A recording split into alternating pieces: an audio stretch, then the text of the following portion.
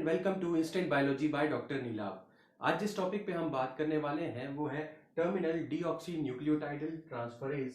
और ये भी एक एंजाइम है जो आरडीटी में या रिकॉम्बिनेंट डीएनए टेक्नोलॉजी में इसका काफ़ी ज़्यादा यूज़ होता है। बहुत पिक्यूलियर एंजाइम है, बहुत स्पेसिफिक एक्टिविटी शो करता है, तो इसको भी देखते हैं। यही आरडीटी की सीरीज में ही ये अगला एंजाइम है। ऑलरेडी हम लोग कई एंजाइम्स के बारे में बात कर चुके हैं, तो मैं रिक्वेस्ट करूंगा कि अगर आपने वो सीरीज देखना नहीं शुरू किया है तो ज़रूर देखें, उससे आपके आरडीटी के कॉन्सेप्ट्स काफ़ी जल्दी क्लियर हो जाएंगे।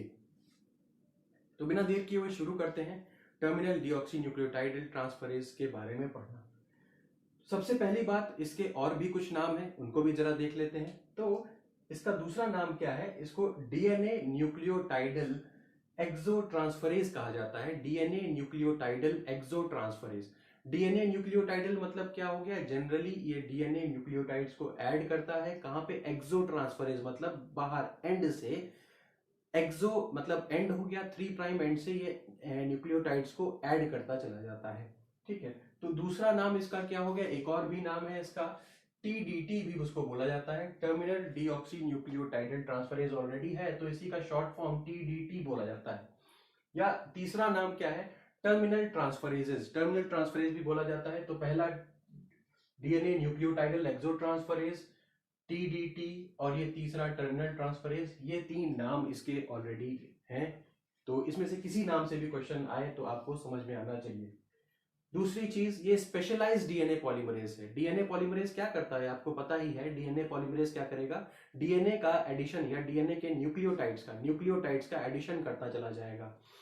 5 प्राइम टू 3 प्राइम एडिशन होता है, पॉलीमरेज एक्टिविटी होती है, आपको पता ही है। 3 प्राइम पे अलग नए नए नए नए न्यूक्लियोटाइड्स को ऐड करना। बट यहाँ पे मैंने एक शब्द लिखा है स्पेशलाइज्ड डीएनए पॉलीमरेज है। क्यों स्पेशलाइज्ड है इसके बारे में भी अभी देखते हैं। ये कहाँ कहाँ पाया जाता है या इसकी लोकेशन कहाँ कहाँ है, तो ये स्पेसिफिक है, इंपॉर्टेंट पॉइंट है, पूछा जा सकता है कहाँ पे इसकी लोकेशन है। तो इमेच्योर सेल्स के अंदर, सेल्स जो अभी मेच्योर नहीं हुए हैं, प्री बी सेल्स के अंदर यानी कि बी सेल्स के प्रीकर्सर्स के अंदर ये पाया जाता है। प्री टी लिम्फोइड सेल्स के अंदर ये पाया जाता है, यानी कि टी जो सेल्स हैं उसके अंदर पाया जाता है, प्री टी सेल्स के अंदर। एक्यूट लिम्फोब्लास्टिक ल्यूकीमिया मतलब क्या हो गया? लिम्फोब्लास्टिक ल्यूकीमिया मतलब क्या हो गया? लिम्फोब्लास्टिक, नाम से ही समझ में आ रहा है कि जब कैंसर सेल्स लिम्फोसाइट्स यानी कि लिम्फोसाइट्स मतलब क्या हो गया? इम्यून सेल्स जो है, जो आपके डब्ल्यूबीसीज हैं, वो लिम्फोसाइट्स, उन्हीं को आप लिम्फोसाइट्स बोलते हैं। तो जब उनके अंदर कैंसर हो जाता है या उस तरीके के सेल्स जिनमें कैंसर हो गया, डब्ल्यूबीसी जिनमें कैंसर हो गया, जिनकी ग्रोथ अब आप स्टॉप नहीं कर सकते हैं, तो उन सेल्स के अंदर भी ये पाया जाता है टीडीटी, टर्मिनल डीऑक्सी न्यूक्लियोटाइडल ट्रांसफरेज पाया जाता है। फिर से एक बार देख लीजिए, इमेच्योर सेल्स के अंदर pre B cells, pre T cells और लिम्फोब्लास्टिक ल्यूकीमिया सेल्स के अंदर भी ये पाया जाएगा।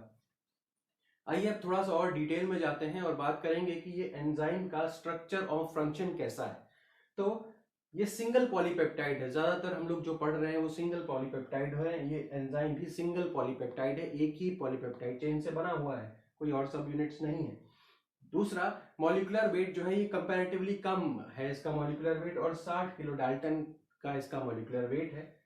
अब इंपॉर्टेंट चीज क्या है? ये एडिशन कर सकता है स्पेसिफिक न्यूक्लियोटाइड का। जो भी न्यूक्लियोटाइड आप दें उसी को ये ऐड करता चला जाएगा। कहां पे ऐड करेगा? ये ध्यान देने वाली बात क्या है? 3 प्राइम एंड पे। अब आप कहेंगे कि ये डीएनए पॉलीमरेज है तो ये हमेशा 5 प्राइम टू 3 प्राइम पे ही 3 प्राइम एक्टिविटी ही शो करेगा। पॉलीमरेज है तो 3 प्राइम पे ही नए नए न्यूक्लियोटाइड्स को ऐड करेगा। ये तो बात सही है। इसमें अलग क्या है? तो इसमें अलग ये है कि जनरली डीएनए पॉलीमरेजेस क्या होते हैं? टेम्पलेट के बिना काम नहीं करते, बिना टेम्पलेट के वो आगे नहीं बढ़ सकते। बट ये एंजाइम क्या है? ये विदाउट टेम्पलेट काम करता है, इसको किसी टेम्पलेट की जरूरत नहीं है। आपने जो न्यूक्लियोटाइड इसके अंदर डाला, चाहे वो एडिनिन दे रहे हो चाहे वो थाइमीन दे रहे हो, तो वो क्या करेगा? उसको ऐड करता चला जाएगा, कोई भी स्पेसिफिक न्यूक्लियोटाइड। तो ये अंतर है बाकी डीएनए पॉलीमरेजेस और इसके अंदर। ठीक। दूसरी चीज, अगर आपको प्यूरिन ऐड करवाना है, प्यूरिन आपको पता ही होगा, प्यूरिन क्या होता है? एडिनिन और गुआनिन जो है वो प्यूरिन है, थाइमीन और साइटोसिन क्या है? पिरिमिडीन है। अगर आपको प्यूरिन ऐड करवाना है तो क्या करिए? Mg2+ जो आप इसका cofactor, as a cofactor use होता है, तो देखिए Mg2+ और कोबाल्ट 2+ दोनों ही एज अ कोफैक्टर यूज हो सकते हैं।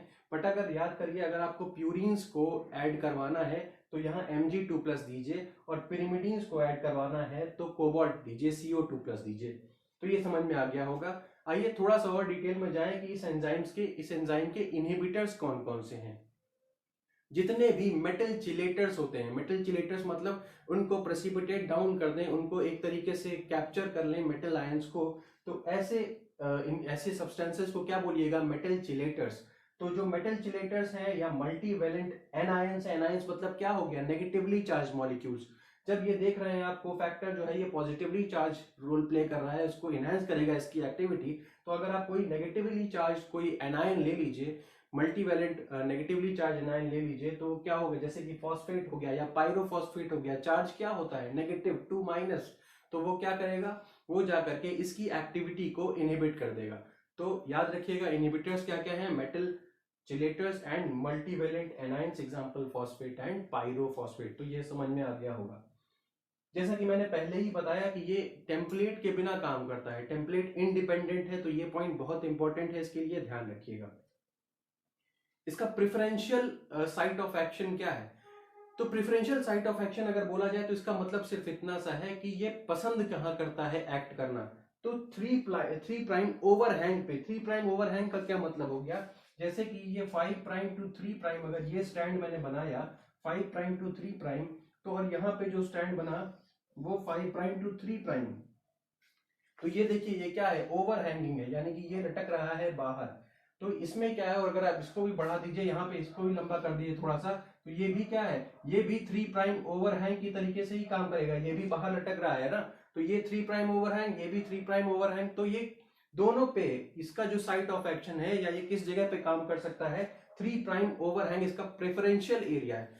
अब आपको पता ही है कि 3' एंड पे नए नए न्यूक्लियोटाइड्स का एडिशन कर सकता है डीएनए पॉलीमरेज। तो यहाँ पे देखिए ये जो भी नया डीएनटीपी आएगा, अगर सपोज करिए आपको एडिनिन ऐड करवाना है, तो आप सिर्फ एडिनिन देते चले जाइए, तो ये इस 3' एंड के ऊपर ऐड करता चला जाएगा एडिनिन। सेम वे में यहाँ पर भी ये एडिनिन को ऐड कर सकता है, इस तरीके से एडिनिन ऐड करता चला जाएगा। अगर आपने टीडीटी अलॉन्ग विथ स्पेसिफिक जो इसके कोफैक्टर रिक्वायर्ड है उसके साथ, और आपने इस एंजाइम को टीडीटी को दिया, तो ये इसको ऐड कर देगा 3' एंड के ऊपर।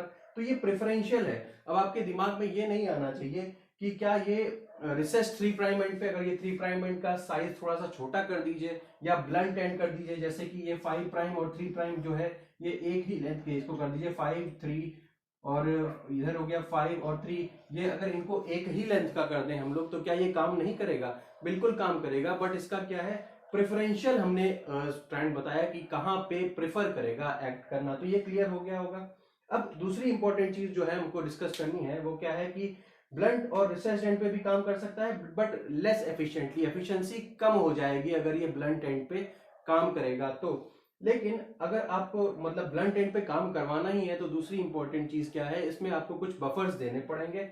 बफर्स क्या होने चाहिए, जो CO2+ भी आपको आयनिक स्ट्रेंथ जो है वो कम रखिए, लो आयनिक स्ट्रेंथ रखिए, इसके साथ कोबाल्ट दीजिए CO2+ या Mg2+ आयंस दीजिए अगर आपको ब्लंट एंड पे ऐड करवाना है। तो भाई CO2+ और Mg2+ के बारे में मैंने ऊपर ही बता दिया कि अगर आप प्यूरिन ऐड करवा रहे हैं तो Mg2+ और pyrimidine ऐड करवा रहे हैं तो CO2+ दीजिए, तो वो क्लियर हो जाएगा।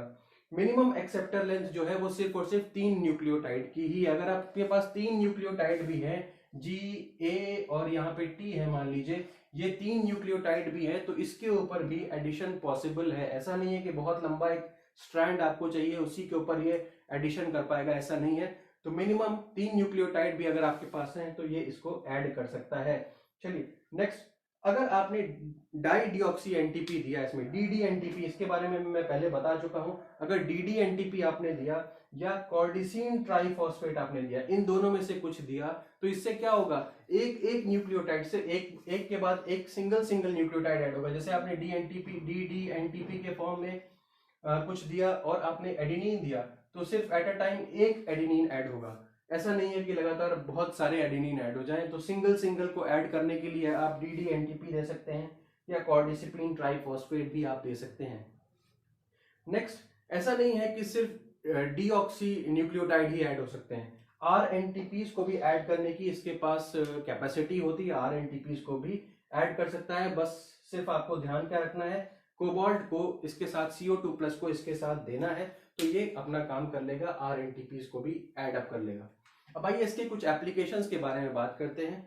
तो एप्लीकेशंस में क्या है, सबसे पहली चीज क्या है, प्रोब प्रिपरेशन। जब हमको प्रोब बनाना है, प्रोब का मतलब क्या हो गया, प्रोब का मतलब ये है कि जब आपको किसी चीज का डिटेक्शन करना है, किसी चीज का पता लगाना है, तो उसको कौन करता है, प्रोब करता है। तो प्रोब का प्रिपरेशन करते समय क्या करना है, जैसे कि ये 5' to 3' एंड है, 5' to 3' और ये इधर 5' to 3' है। अब आप देख ही रहे हैं कि यहाँ पे देखिए ओवरहैंग है 3' का, दिख रहा होगा आपको, ओवरहैंग है 3' का। और आपसे मैं कह रहा हूं कि जैसे प्रोब बनाना है, तो प्रोब क्या होता है, प्रोब के पास कुछ आइडेंटिफाई करने के लिए होना चाहिए ना।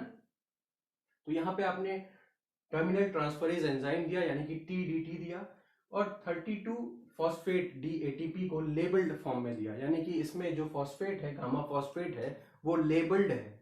इसमें ATP में ATP में क्या है, जो फॉस्फेट है वो लेबल्ड है।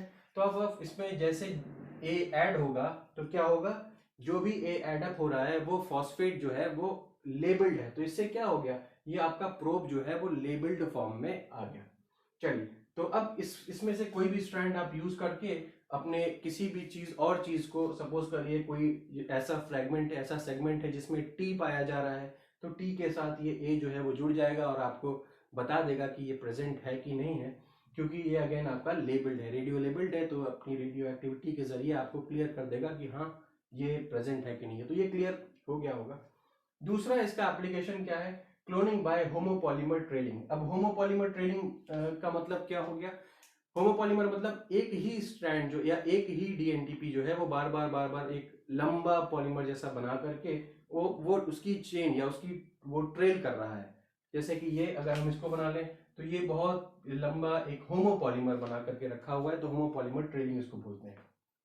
नेक्स्ट क्या है, इसका दूसरा काम है एंकर PCR एंड रेस में। रेस अगेन मैं ऑलरेडी इसके ऊपर एक वीडियो, अब इसके ऊपर एक नेक्स्ट कुछ समय बाद एक वीडियो बनाऊंगा। तो अभी एंकर PCR और रेस के अंदर भी इसका एक्चुअल में यूज होता है, बेसिकली प्राइमर डेवलपमेंट के लिए यहाँ पे उसका यूज होता है। तो ये कहानी हो गई आपके TDT की, टर्मिनल डीऑक्सी न्यूक्लियोटाइड ट्रांसफरेज की। अगर आपको ये वीडियो पसंद आया हो तो इसे लाइक करिए और मेरे चैनल को सब्सक्राइब करिए। Thank you so much, have a great day.